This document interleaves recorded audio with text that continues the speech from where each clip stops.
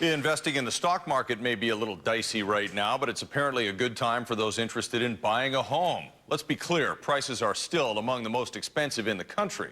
But according to the latest report, property listings have increased and sales have decreased over the summer months, turning the greater Vancouver area into a buyer's market. Here's Andrew. Home buyers across Greater Vancouver have time on their side when it comes to purchasing a home. Increases in property listings coupled with fewer home sales over the summer months have made for a buyer's market. Now the field is tilted just slightly in favor of home buyers, which means that for home buyers, it's less chance of getting into that multiple offer situation, which is probably a good thing for if you're a home buyer. More time to do your due diligence in the marketplace. According to the Real Estate Board of Greater Vancouver, on average, it's taking 54 days to sell a home compared to 30 days when the market was hot in the spring, which means sellers will likely have to sharpen their pencils around the pricing of a home. Still, all residential properties across Greater Vancouver over the last 12 months increased just over 8%. In Greater Vancouver, the benchmark price of a detached home is close to $897,000, up 13% compared to last year. The west side of Vancouver saw a 24.5% increase. The cost of a detached home in Richmond increased over 20% compared to 2010, and Vancouver's east side saw about a 15% increase. We saw a sizable number of investor class immigrants that came here a little more than 5 years ago, got their contribution or their investment to Canada back, and many of them are using that money to putting that into the real estate market. But the climate is changing. Real estate agent Lauren Goldman says he's recently seen a 30% decrease in sales on Vancouver's west side. Back in the spring, price increases across parts of Metro Vancouver were fueled by offshore buyers from mainland China, but that appears to be leveling off. You're not seeing as many, and the ones that are coming in are, not as excited. They're taking a wait-and-see approach. They'll put an offer in, and the offer may not be close to the asking price, and then the owner might give them a counter offer, and then the buyer's gone. As for the future, home prices across Greater Vancouver are expected to be quite flat for the balance of the year and into 2012, driven by low interest rates and offset by a global economy that's not growing as rapidly as hoped.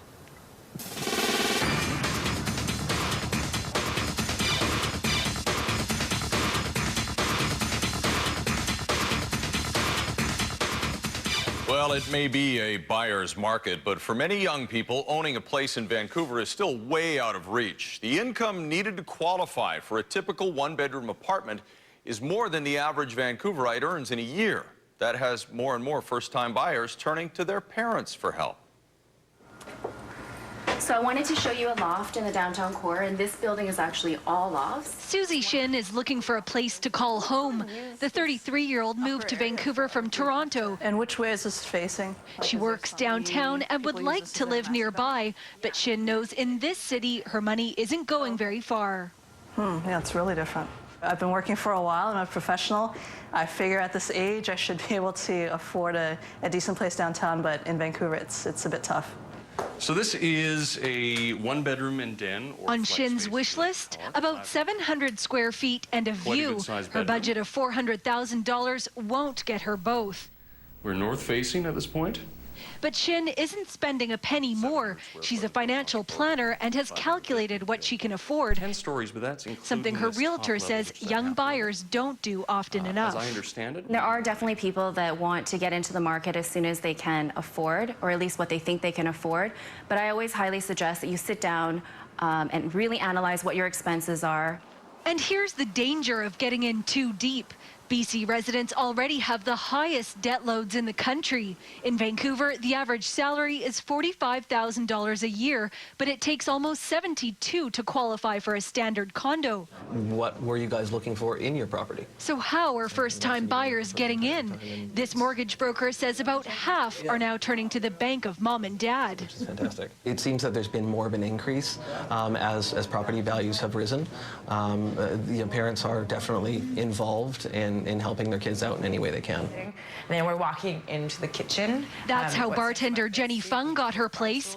Lacking the savings she needed, Jenny's parents bought her this condo. It is actually a really good sized bathroom. She now pays them monthly rent. Patio set. I don't have a lot of leeway. A lot of friends are like, oh, it's just paying your parents back. I'm like, no, it's not that simple. They're pretty strict. You know, they're just like a bank. The difference is there's no interest, which can add hundreds of thousands of dollars.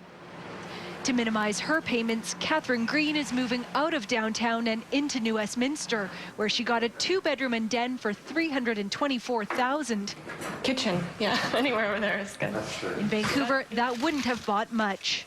Maybe a very small, really old wood frame apartment, maybe on the bottom floor, looking at a dumpster, maybe. I'm not sure, but yeah, really nothing.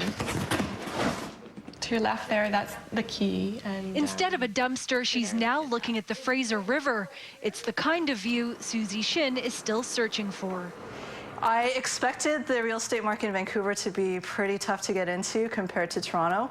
I think it's, the reality is hitting me a little bit harder that I may need to rent for a little while more while I earn more money to get bigger down payment on a property.